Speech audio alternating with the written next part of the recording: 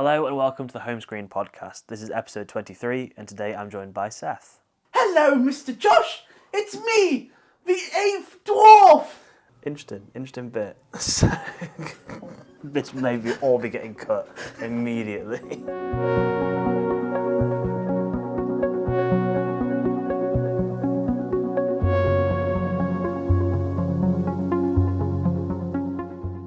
Today we're going to be talking about Snow White. No, not the great old-time classic original, we're talking about the new one. Kind of an abomination, but we'll get into that. But I love the old one! Maybe we don't do this the whole way through. Long time no see. Last time you were on was for 12 Angry Men, I think. You're 12 Angry Men, more like... 7 Angry Dwarves. Oh, what? Today we're talking about Snow White. Not the incredible old-time classic, no, we're talking about the new one. The new Abomination, directed by Mark Webb, came out a few weeks ago, starring Rachel Zegler and Gal Gadot. Is it Gadot? I thought it was Gadot. It ends with a T, so I've always pronounced it Gal Gadot, but I guess that'd be the French pronunciation, and she's Israeli. Josh, yeah. What do you think about the? This is getting cut. So we've just finished watching this, and yeah, I think it's really unsurprising to say that this is quite poor. Yeah, no, this is terrible. Do you think this is the worst Disney live-action remake? It's the only one I've watched, and it's the worst one. Oh wait, no, that's a lie. I watched Cinderella, and I can't remember anything about it. And I'll be honest with you, we watched it about 20 minutes ago, and we walked back to my apartment. I have forgotten about 60% of this movie. It hardly adds anything new, and the new things that it adds is quite pointless. Well, it's not the fact that they add something new. It's the fact that they take away so much. The ending of this film is so underwhelming. It's so poor. Completely full. I don't think I've seen a film just fall completely on its face as much as this one. Maybe. I'm also really unsurprised. So her plan at the end, we talked about it as we walked back, but her plan at the end is literally to just remind the soldiers what their jobs were. Yeah, to go against Gal Gadot, the evil. Hoping that they would be like, oh yeah, and then they just swap sides. No, that's exactly what happened. But, Josh, if you were a militia in a kingdom that my evil stepmother has taken over, and I went up to you and, Josh, you used to be an editor, or you used to edit funny videos for free for the people. You're right, I just throw down my sword. No, you would stab me because I'm like, Josh, don't you want to edit for fun anymore? Let's take this back towards the beginning. This is much more of a musical than the original was. Obviously, there's some songs and singing. There's just quite a lot of songs in the original one as well. There's quite a lot of original songs written for this. There was one or two that I thought were good. And the main reason for that is the best thing about the film, in my opinion, is Rachel Zegler. I think that she carries it hard. Not to the point that it's kind of a passable film, but you can tell that she's actually actively trying. So is the guy. I wouldn't say her performance is completely fine. Yeah. It's a good performance in a terrible film, but there's the character of Snow White, there's almost nothing really to do. Which is what I find with a lot of the problems with these characters.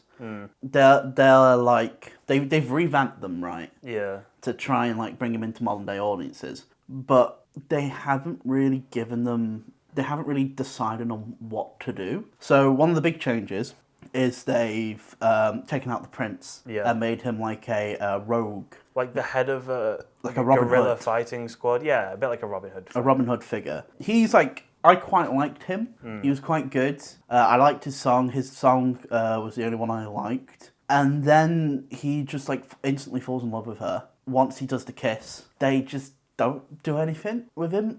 I don't think he says another word afterwards. Think about it. Does he have another line after he does the kiss and wakes her back up? Does he speak again? I'm thinking if he speaks in the scene where she's talking about rallying people. I don't think he does. I don't think after that scene where he wakes her up and they're like, this is what we're going to do, I don't think he speaks again. He works well. Something that really does not work well, the most unsurprising thing, and probably worth the price of admission, is just to see how bad Gal Gadot is in this. She's pretty bad. She's so bad, so stiff.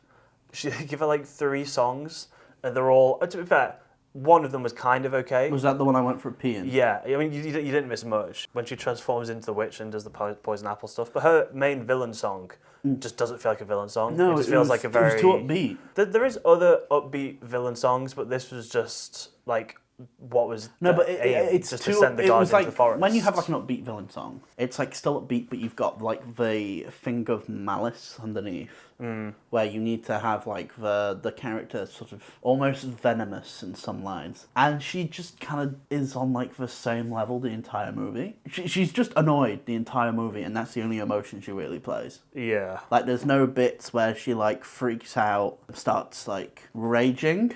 She just gets like mildly annoyed. Even at the end, she dies by smashing a mirror And then and then dies. how did she die in the original? I thought she always gets like sucked into the mirror in the end, but in can't this one remember. she just kind of like crystallizes and turns to ash. So something that I think is glaringly obvious, which we've also chatted about, is the recasting and reshooting that they did throughout this. So there was leaked set photos. This is the leaked set photo.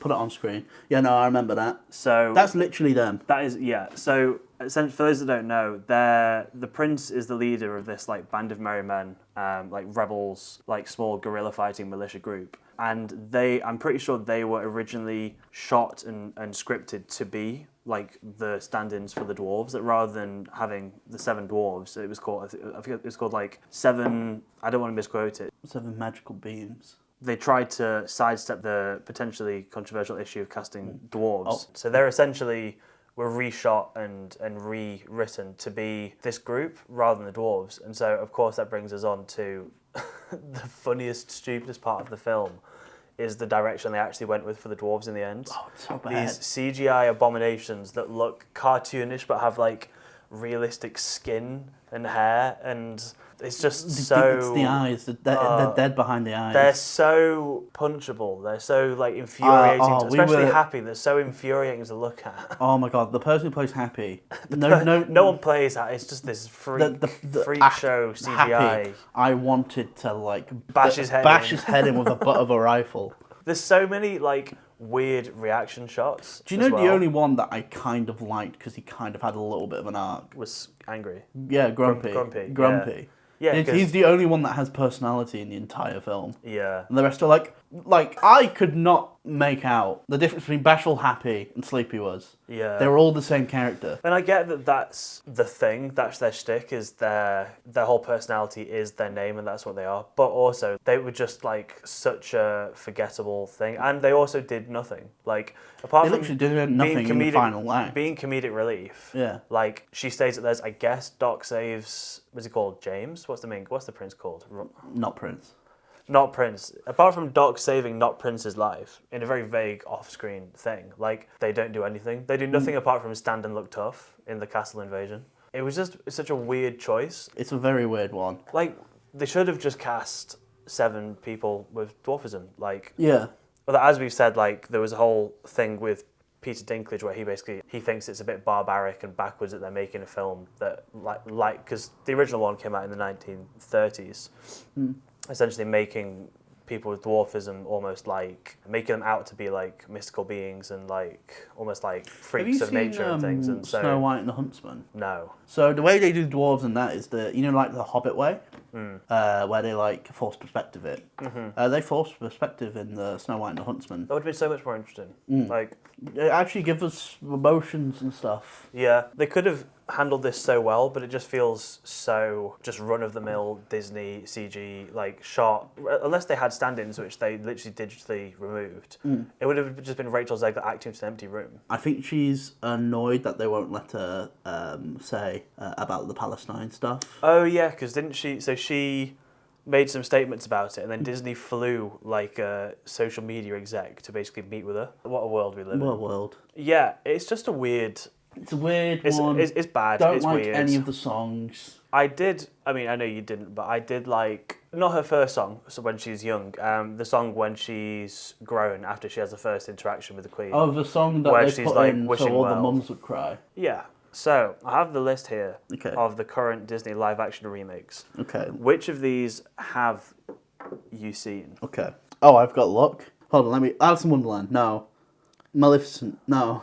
Cinderella, no. Pete's Dragon, no. Dumbo, no. Christopher Robin, no. Beauty and the Beast, no. Jungle Book, no. Aladdin, yeah. Lion King, no. Lion King? No. Lady and the Tramp, no. Milan, yeah. Little Mermaid, no. Peter Pan, what the fuck is Peter Pan and Wendy? Really bad. No. Pinocchio, no. Cruella, no. Snow White, yes. And that's all the ones Lilo that and have been... Stitch. Wait, they're remaking Bambi? Yep. Josh, we need to get you to audition to play the hunter who kills Bambi's mother. There's no cast attached to this at the moment. Surely that has to be fully CGI. Surely. It must be. Well, unless they do like... It'll be like Lion King. It'll be like Lion It'll King, be where it's Lion King. photorealistic Lion King stuff. It'll be like that deer in this. Yeah. I thought that was a bit odd as well, how the animals were like kind of photorealistic, but also a bit uncanny valley, where Like they tried cartoony. to make them a bit like exaggerated features. It reminded me of Alvin and the Chipmunks 2, the Squeakquel. But I know you're more of a connoisseur, so you prefer Alvin and the Chipmunks 3 Shipwrecked. I actually did like that. Yeah. Looking at the live action remakes, I think I've seen the majority of these. Hey, you're literally called the Disney Shill on our group chats. When I can just acknowledge a good film when it's a good film. Yeah, sure you can. I think the Jungle Book one is actually quite good. There's a handful of good ones in here. Chris Robin was fine. Beauty and the Beast was fine. Jungle Book was actually good. Lion King was fine. I would say this is one of the weaker ones. I think this and Mulan are probably the two worst. Aladdin wasn't great. Well, Aladdin, I thought was really funny because it would... Did it come out before or after Will Smith slapped Chris Rock? Before, this is 2019. Will Smith. Guy Ritchie directed Yeah, Aladdin. yeah, he Oh, did. no. Did you not know? No, I did he not did. know He that. did it so Oh. they would let him direct The Gentleman, Oh, I see. so he could get money for that. We need to watch Peter Pan and Wendy. Well, yeah, sure, I'm in. Directed by David Lowery, Who's that? the guy that did The Green Knight. And I for one have not seen The Green Knight.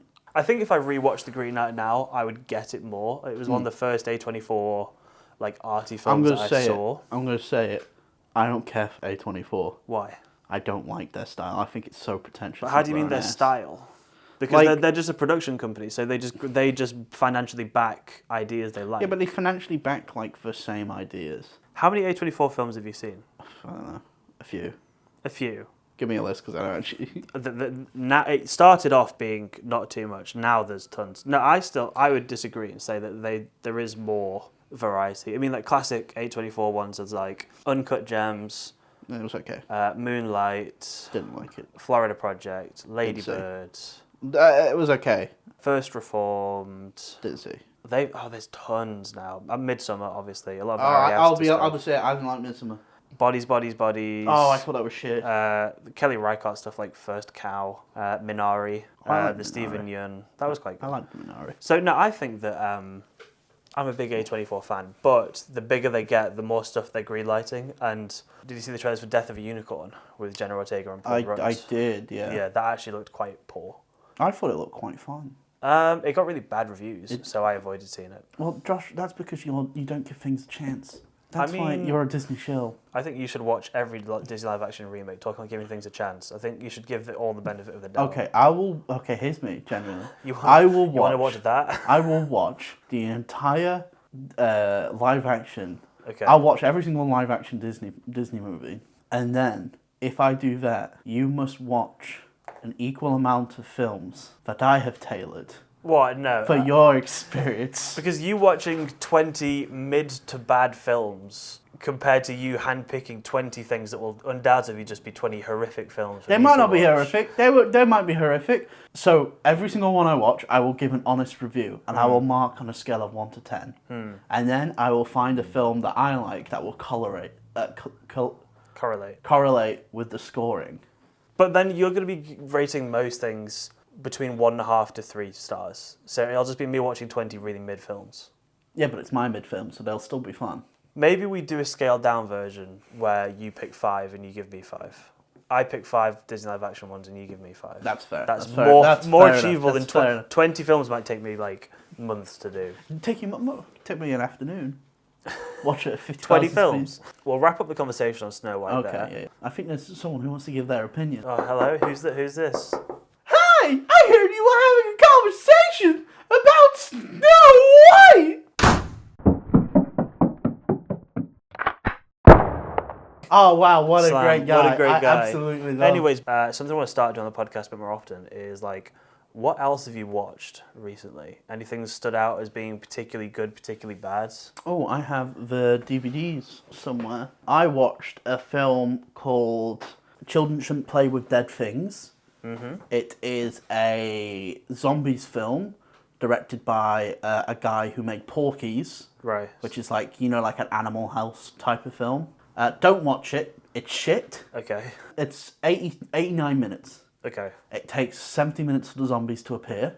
Right. I hated every single main character, apart from 2. Jack's watched this? Yes, Jack did. Me and Jack watched it yesterday. Oh, right. We watched that. We watched another great film called Zombie Cop, which I really want to remake. Okay. Watch it. It's 60 minutes. It's on Amazon. It is so funny. Something we saw together, which we couldn't really do a whole episode on, but we did see the Minecraft movie. Oh, yeah. Didn't Charlotte fall asleep? Yeah, for in the middle act. Yeah, I mean, I guess not much more to be said that hasn't been said already. Yeah, it was fine. It was not fine. It was bad. It was actively bad, but not as bad as I thought it was going to be. There was some nice bits to cling on to, but overall it was just pretty poor. We were just in hysterics for most of it, and I had a epiphany, a moment of realization halfway through. I was like, oh, this is literally not made for us. This is made for 6-year-olds. Well, of course it was made for 6-year-olds. No, what but were you expecting? yeah, but it's Minecraft. Minecraft's 3+. Yeah, but the majority of people that play it, the main age demographic, I think, is still 15 to 35. I think a lot of people, the target audience is teens, 20s, 30s. Yeah, a lot of. That's gay cut. But yeah, I was hoping for a little bit more in terms of nice game references and things to hang on to, but no, in general, it was just pretty poor. I will say, yeah. What do you think of What is In conclusion, TLDR, Snow White, what would you give it out of 10? I don't know, it's not terrible. It's not a half-star film. It's not a half-star film. I think it's a 1.5-star film. It's maybe 1.5, 2. It's just a bit unoriginal. So I'd probably give it a 4. Yeah. A 4, 5. Somewhere for me between a 3 and a 4 out of 10. Yeah. But in comparison to, in conversation with the rest of the Disney live-action remakes, I think it is definitely towards the bottom. Might be one of the worst things I've seen. Actually, no, Children Who Shouldn't Play Dead Things is the worst thing I've seen this year. This year? Yeah. Oh, no, surely Space Jam 2. Oh, yeah, we watched Space Jam 2. Space Jam 2 is the worst thing I've seen. We should have done a podcast about Space Jam 2. I think Dan would have cried. Real tears. Worst things I've seen this year would be Space Jam 2, Minecraft, and this. Oh, Rampage. Oh, Craven was bad. Rampage was bad. Oh, you finally watched Craven? Yeah. Blackbird. Oh, we need to watch Blackbird together. What's that? It's, Michael Flatley, the dancer? Yes. He made a movie where he's in Casablanca and everyone wants to fuck him. Yeah, no thanks. I watched Miss Willoughby and the Haunted Bookshop. Uh-huh. That was terrible. Actually, one of my lowest rated things here is a Doctor Who story from the 80s. Oh, right. Actually, to be fair, it's not on my list of films, but the Caves of... Androzani? I did see that, and that is on Letterboxd, but it's not in my list of films I've watched because it's a 3-episode arc. You did watch the Clone Wars. I did, and I couldn't find it, so I had to rank the old. I saw that. Hey, I gave it 3 stars. I think good. It would have been better. It would have been if you had more context. If I had more context, and I'd probably been around these characters for 7 seasons. So I feel like it is good. It was really well animated. Music's pretty good because it's Star Wars. Ending was. And when Chumba. Oh, I forget the droid's name. When he died, I cried. Yeah. A little part of me Blast those dirty droids. And died. So I will say it's pretty good. The reason I gave it 3 stars is because I was just a bit lost. So thanks for listening to this episode of the Home Screen Podcast. Thanks for joining, Seth. No worries. We'll see how long this episode ends up being. Although I don't think I will be. Thanks for listening to this episode. Check out our social medias, and we'll see you in the next episode. Bye. Bye.